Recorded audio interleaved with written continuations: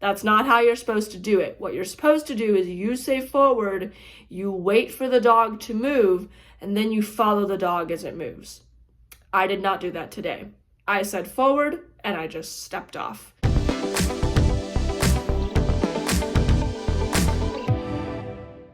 Hey guys, it's Hope, and welcome back to my channel. Today is another story time about 2 times when I should have listened to my guide dog.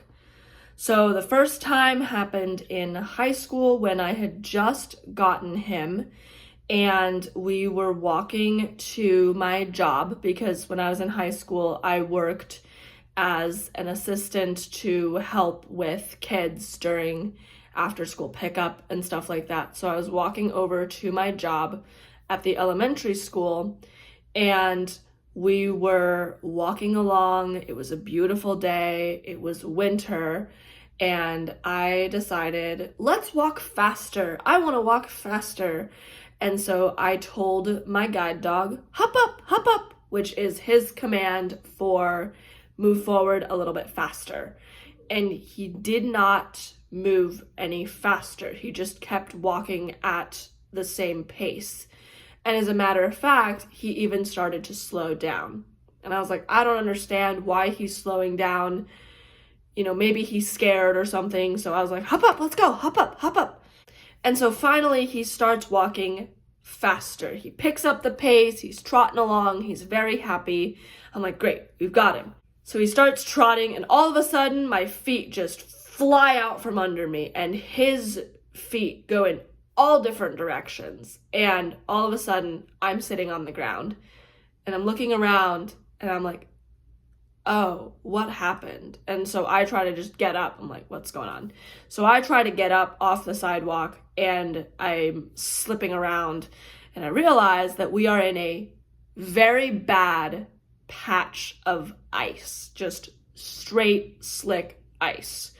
And of course, my dog can't get any traction. So I pull us over to the curb where the street is, and I dangle my legs off the curb, and I stand up, and then I help him off the sidewalk to stand as well.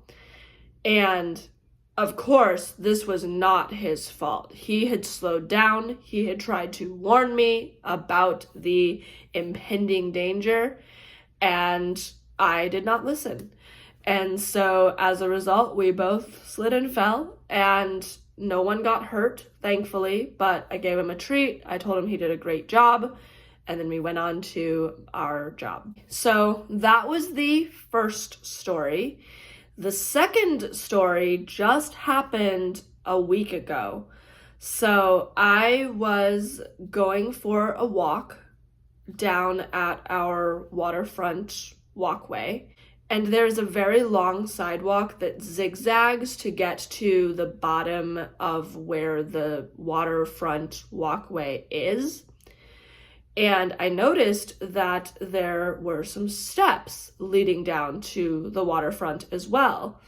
And I decided, let's take the steps. So as we're walking along the path, the steps are on our right.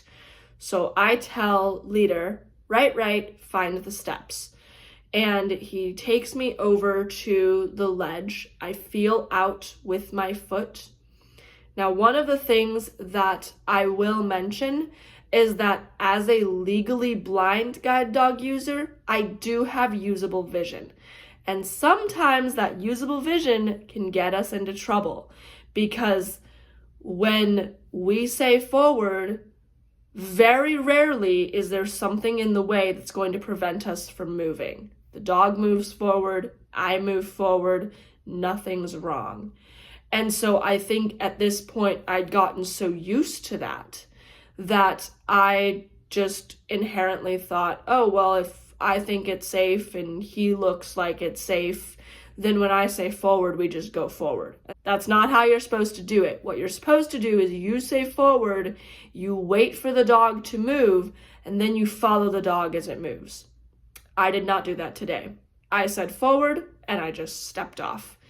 And I fall a good 3 feet into a crevice, I guess, in the wall. The only way that I can explain it is if you're looking up the wall from the waterfront level, you can tell that the wall has tiered levels of flatness along the wall. It's like bleachers, but without the bleacher chairs or the railings. And so this was a good distance. And so I'd fallen down into this crevice, and thankfully I landed flat-footed. Everything was fine. Obviously my dog did not follow me because he knew what I did not. And what he knew is that it was not safe. And so I look back at my dog and I just start petting him and praising him and just making sure that he knew that this was not his fault. And so I gave him treats, I gave him lots of love, I made sure to let him know this was not his fault. And honestly, he did not look scared. He looked confused. He stared at me and he looked me directly in the eye, and it was almost as if he was asking me, "What you doing down there? Why'd you go down there?" And I just petted him and I told him that he was such a good dog. And then I got out of the area that I was in, and again, we continued on our way. Now, I did redo this particular part. I asked him to find the ledge, I asked him to go forward, he didn't move, and then I praised him for it, just so that I could make sure that our relationship and the way that it was supposed to go was the last thing that we did at that spot. So to all my legally blind friends out there who are considering getting a guide dog, if you do get one, listen to it. 100% of the time. Even if you think that it's safe, listen to your guide dog. Because most of the time, if you listen, you'll find out that they knew something that you had no idea about. So, listen to your guide dog. I hope that you all enjoyed this video. If you did, please like, share, and subscribe. Comment below on anything else that you would like to see. And I will see you all in my next video. Until then, have a beautiful day.